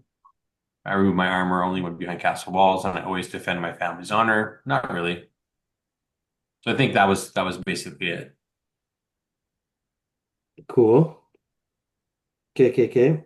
Let me just think. Do you have like a pragmatic trait? No, right? Kind of works. Think about it for few. Or down to earth. I'm down to earth. Not really. Yeah, it's okay, but it's not as engineering as as what I'm thinking. All right, Torvik. So the axes in Dune cause drought. The first step to reaching the ruined city is the village of Ormvild. I will guide my companions through the wilderness to this place. Next session. Uh, yeah. My eyes are cursed. I will learn the means of aura reading from my friend Edern. Cool. Next session. Um, It's I'm a gonna great expand session. that. I'm gonna say my eyes are cursed, but might be useful. I will learn the means of aura reading from my friend Edern, and I think James has aura reading, but if not, We should just I'll. give it to him so that you I guys th can role play that out. I I think think he he ha took it specifically for you. I Yeah, think he ha I think he yeah, has. yeah, yeah. And then I'm thinking, my third one, I'm thinking like, I don't haven't articulated this. There is old lore in the Valley of the Mage. They would know how to cleanse the axe, Mhm. but I don't know if you guys want that's kind of like that's could be too much of a diversion from what we're doing. So Yeah, because you could tie it to um, uh, Pelor and the Angel. yeah, we've already left the angel though. I don't want to tie it to something back in. Okay. Um, there's old lore in the forbidden halls of the cursed clan in the Okay. depths Something we of need Dune to. Khosroth. There might be clues about how to cleanse the axe. Nice. So There's That's old lore great. in the Forbidden Halls of the Cursed Clan and in the deeps of Dune Khazra. There might be clues about how to cleanse the axe. Nice. That's great.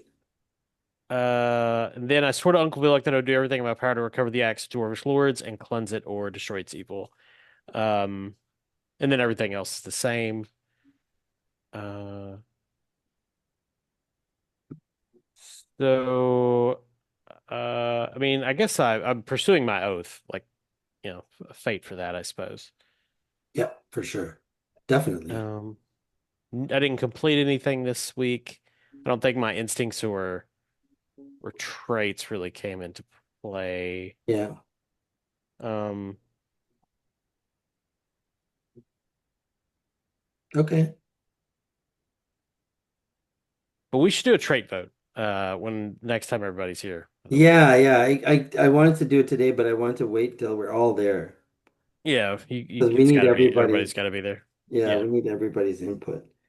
Okay. And Brother Glenn, you definitely got a fate point for that cool conversation with the angel. Thank you.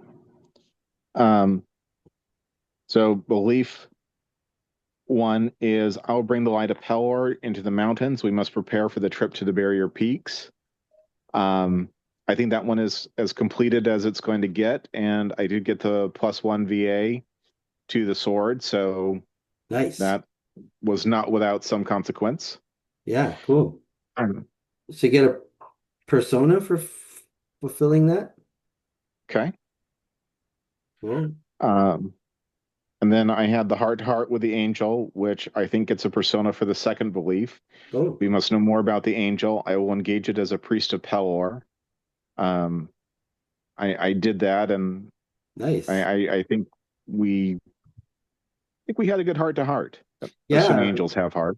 actually, that was a really well written belief because now you you get a persona point. So done. Yeah.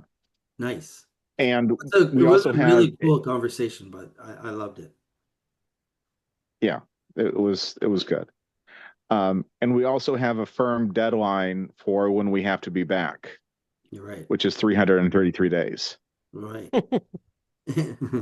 Um, and then belief three is about Edern, so didn't do anything with that. Um, the instincts didn't get in trouble. I did praise Pelor. I also questioned Pelor a little bit, but mainly praising him. Mhm. I was kind with the angel that was lost, Yeah. and I rewrote the third instinct to be I will be there to defend my friends with my sword. Yeah, the instinct to be kind and you role playing that is worthy of a fate point. Like when you went to bless him, I thought it was really nice. And like we don't have to say that your instinct leads to a twist and causes trouble in all cases. I think that was unexpected and really um nice nice thing. So I would give you a fate point for that. Thank you. Yeah. And I kind of there's something about Chris's role playing that I thought was um very good role playing. Oh, this is what I was wanted to say about Chris, your role playing. As a player, this whole time, you've known that the axe is cursed or, you know, whatever. But um you kind of like I remember thinking, oh wow, like this whole time he's been playing his character as like totally oblivious to that and that I must get the axe, I must get the axe, I must get the axe. And then you did this like this scene, finding the diary and then when you look through it, the keeping that to yourself and um then telling your mom, right?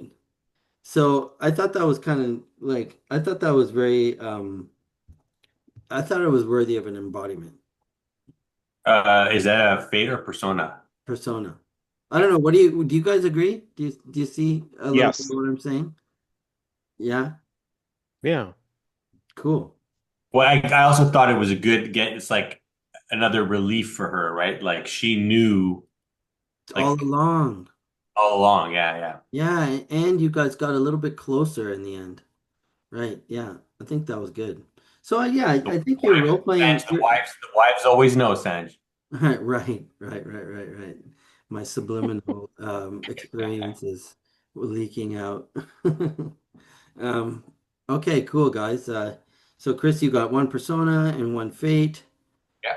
And Stephen got one persona, one fate, and Kyle got one fate. Changed the oath. And Stephen rewrote an instinct. Cool. All right, guys. I think call it a night.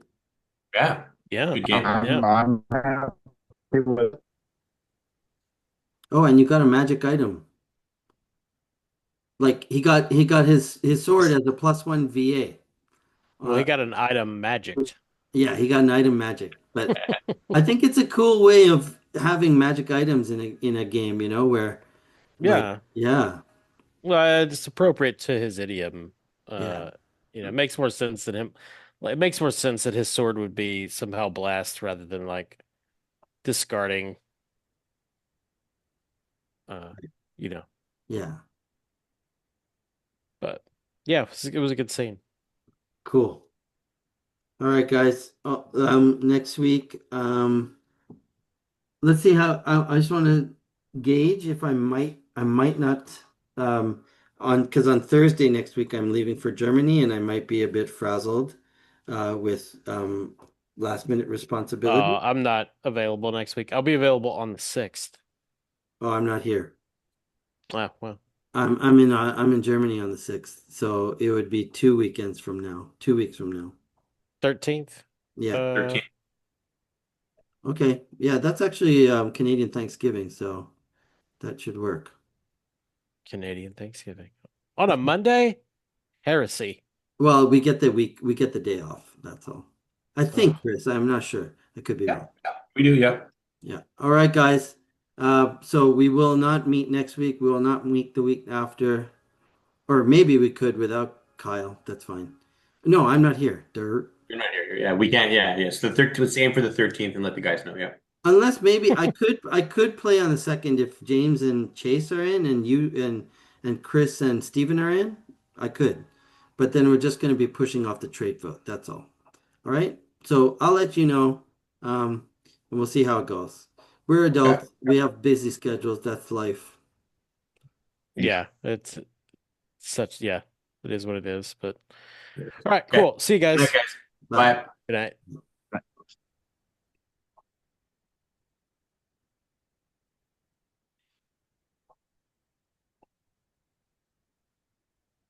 So, yeah.